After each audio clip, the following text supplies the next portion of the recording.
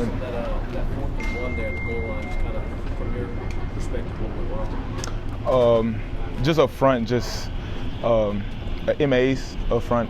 We had to go out. It's edge pressure off the edge. We had to go out to him and block that guy.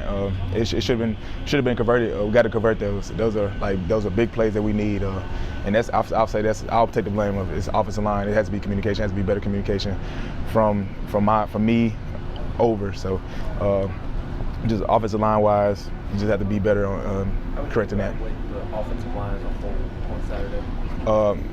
Man, we played hard, and that's we're always gonna do that. We're always gonna play hard, play with effort, play with strengths. But in ball games like that, you can't make MAs. You can't have mistakes. You can't just because those things cost you, and they'll cost you the ball game.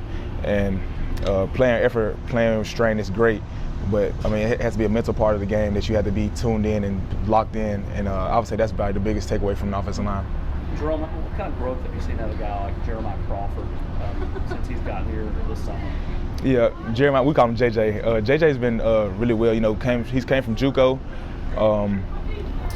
He's a kid that like coming in really has came very far, as well as from weight room, nutrition, to now just learning the plays, because he didn't have enough time to necessarily get all the reps that everyone else has since they've been here in the spring. So he came late in fall camp, or not really right before fall camp. So man, he's been doing good now. He's gonna provide depth for us as well as we go through the season.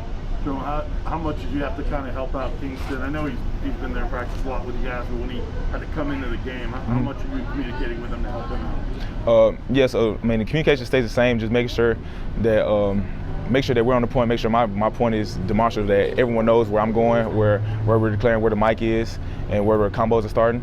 And with him, he knows the offense here. I mean, he's been in it. He's been practiced, so he knows what he's doing. So I mean, the communication stays the same across the board. How'd you think he did? I thought he played pretty well. Just some things that we had to fix, we all had to fix. But effort and strain, man, there's no question. He played hard.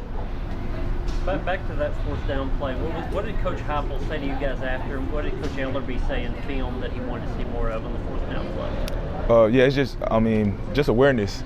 We had a similar look on the goal line where we punched it in with Jalen Wright. They lined up in the same thing, and we ran the same play that got us in there. And it's just the MAs, we have to be corrected. And it's a little thing, but it could cost you. It's big in that time. So just being fully locked in, make sure your eyes are up. We know it's 4th and 1. You have to run your feet and drive your feet to get that 1 yard, but you have to be mentally locked in that moment. Does that kind of go into some of the penalty issues on Saturday as well, just trying to be locked in and chilling in? It's exactly, because most of our penalties was pre and post whistle. So and those things add up, as you see, and we can't afford to do that. It's gonna cost us a ball game, and it's did Saturday. So we have to do a better job with that, and that's everyone, offense and defense, the whole team. So. Jerome, things that we don't see when a new quarterback comes into the game. When Hendon came in, what are some things that we can't see or fans can't see that you noticed about what he was like in coming into that game for you? Man, Hendon did an outstanding job coming in, where it was not a drop off. It was communication was on point. He communicated, made sure he was loud so the offensive line could hear. Made sure he can clap and we could hear. And man, he made plays. So once Joe went down, Hendon stepped up and he did his part. In terms of the mindset of the O-line group right now, after the game, after some penalties, after some things you want to do better, what's the move like? What's the mentality like with that group right now? The mentality is, man, we're gonna keep playing hard, but it's like I've been harping on. It's been the mental part. It's getting extra film work, understanding that the MAs have to be cut down. Especially going further into the season. We got to get this offense start rolling, start clicking, and we will once we start fixing the little things. And they are little things, and they are fixable. And just make sure that we're locked in and we're fully focused. You guys obviously didn't run the ball quite as well Saturday. Yep. Week 1. Was that mostly because of those MAs, or was that a lot of just Pitt being that good up front? No, it was. Pitt was a good team. Don't get me wrong, But I mean, we dug ourselves a hole really with the MAs, like I was saying. So we had to correct that, and those things that can be fixed, and they will be fixed. Jerome, with all the injuries, by the time the second half started, you have wide receivers, offensive linemen, running backs injured. What was it kind of like for the offense, especially approaching that second half, knowing what needed to get done for you guys to get the win with all these starting injuries? Yeah, I mean, injuries are part of the game. This is part of football, and that just keys into the guys that are behind that have to step up. Those guys have to be ready to play. Whenever your time is called, you have to be ready. So just make sure that it's a key emphasis that Coach Heupel and our offensive unit has made. Like the second and third guys have to be ready, because you never know when your name and your time is going to be called. So you have to be fully locked in and focused. Jerome, how much do the coaches talk about how this team continue to fight and battle to the end? Yeah. All our coaches, man, they never question our effort. They never question how hard we play. And you'll never question that, because that's just Tennessee football. That's the standard here. But like I said, I mean, all that is great, but you have to be on the right guy. You have to be in the right. It's just everything has to be key, and that's why we run our offense that we do. Everything has to be on point. Everything has to be on the right page, so to where this offense could be rolling. So. A couple more. Jerome, how would you describe the mood in the locker room after the game? Disappointed.